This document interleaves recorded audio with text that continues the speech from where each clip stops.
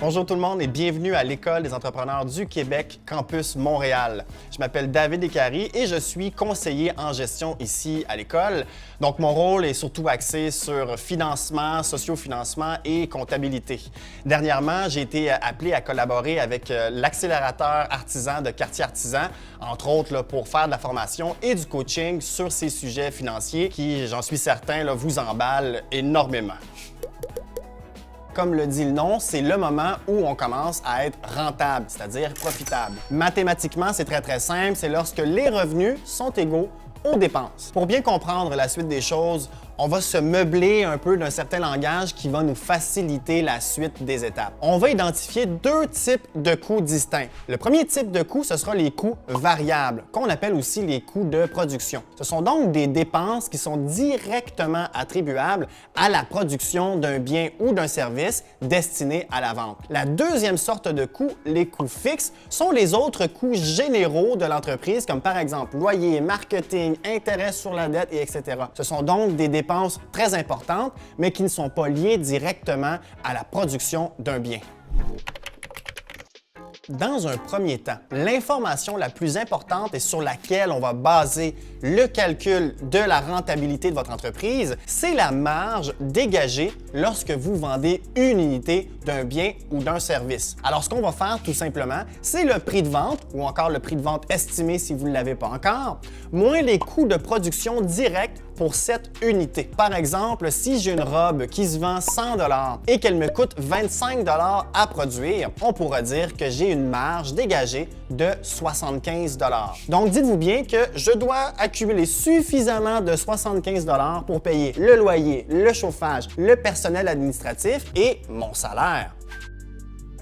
L'exercice en soi peut sembler compliqué et je comprends. Donc, par exemple, vous avez une entreprise qui fait des jupes, des robes, des pantalons et des chemises, des produits qui sont quand même distinctement différents les uns des autres. Évidemment, ça pourrait apporter une certaine complexité dans le calcul du seuil de rentabilité. Ce que je vais vous proposer, c'est une méthode en 5 étapes pour arriver à calculer le seuil de rentabilité de votre entreprise, peu importe le type de produit ou de service que vous allez vendre.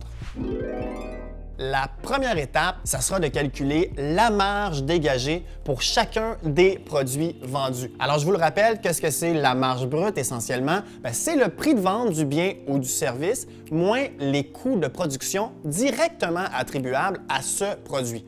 La deuxième étape, c'est d'essayer de dresser une hypothèse sur le nombre d'unités vendues pour chacun des produits. Je vous entends déjà, je le sais que c'est un exercice qui est difficile, mais n'oubliez pas qu'on est encore tout simplement dans les prévisions. Alors, c'est pas grave si vous avez estimé 800 unités vendues et que finalement, dans la vraie vie, c'est pas exactement ce nombre-là. Ce qu'on veut savoir, c'est d'avoir une image un peu de chacune des lignes de produits et son coût et son impact pour le projet d'affaires au total. La troisième étape, ce sera de faire une liste d'épicerie de tous les coûts fixes de l'entreprise, donc tous les coûts généraux qui ne sont pas des coûts de production déjà attribués au produit. Alors, vous allez faire une liste très simple de toutes les dépenses qui sont assumées par le projet d'affaires. Loyer, chauffage, dépenses marketing, administration, votre téléphone, l'Internet, toutes ces dépenses, vous allez en faire une liste et estimer les coûts pour l'année. La quatrième étape, ce que je vous suggère de faire, c'est de traiter un des produits ou une des lignes comme si c'était le seul et unique produit de votre entreprise. Donc, changez rien à vos hypothèses de prévision d'unités vendues, c'est justement ce qu'on va vouloir savoir. Est-ce que la marge dégagée pour chacune des lignes de produits est assez costaude pour supporter les coûts généraux de l'entreprise? Étant donné qu'on a des coûts variables qui vont être différents pour chacun des produits qu'on va faire, pour chacune des lignes, vous allez faire nombre d'unités vendues fois la marge dégagée par unité. Ça va vous donner la marge totale pour chacune des lignes. Alors, prenez distinctement une ligne et prenez la marge totale de cette ligne et venez soustraire les coûts généraux de l'entreprise. Cet exercice-là, si vous le répétez pour chacune des lignes, ce que ça va vous permettre, c'est de déterminer lesquels des produits sont les plus tough et les plus payants pour votre entreprise.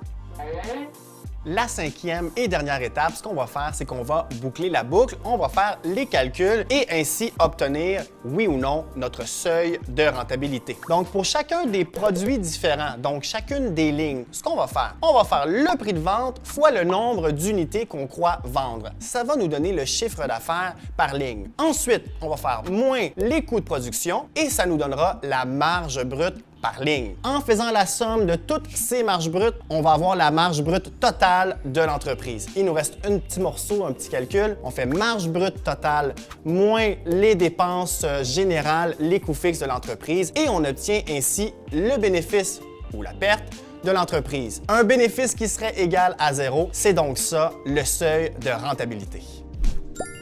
Étant donné que ce sera un projet d'affaires que vous allez vouloir entretenir à temps plein et que ça deviendra votre source de revenus principale, je vous conseille d'aller placer un salaire de subsistance dans les coûts fixes. Donc, quelque chose, un montant qui sera nécessaire pour votre day-to-day. Alors, allez placer ce salaire de subsistance dans les dépenses administratives ou peu importe le titre que vous allez y donner, mais ne l'oubliez pas parce que sinon, vous pourriez calculer un seuil de rentabilité surestimé. C'est à votre tour de jouer. Encore une fois, bien sûr, je suis là pour vous aider et je vous ai préparé une béquille pour aller calculer votre seuil de rentabilité. Ce sera donc une matrice Excel très simple avec les étapes. Pour le retrouver, tout simplement allez sur le site de Quartier Artisan et vous allez pouvoir télécharger le document.